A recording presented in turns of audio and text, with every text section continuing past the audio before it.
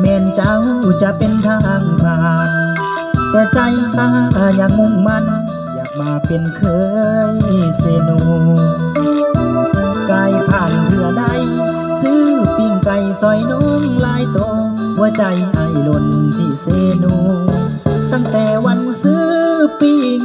ไก่เสนูแม่นเจ้าจะเป็นทางผ่านแต่เจ้ายังเป็นตำนานก้าวขานปิ้งไก่แซ่บหลายผ่านมาหลายข้าวจนมีสาวที่งามฟังใจจึงห้องเพลงฝากไป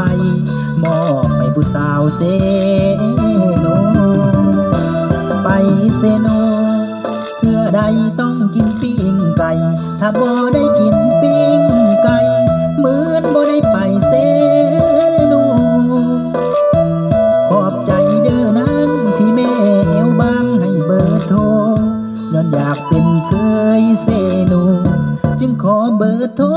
หน้ามุนวันใดที่ไอ้นั้นกินปิ้งไก่คิดฮอดแต่หน้าสามวัยอยากไปเซโนเหลือล้นวอนน้องสงสารอ้ายแน่แม่สาวนานูนเมตตาอ้ายแน่จากคน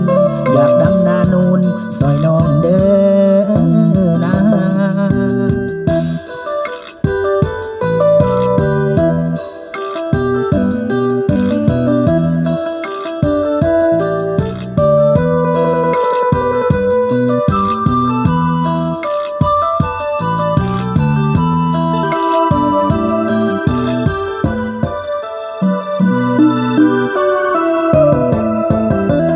ไปเซโน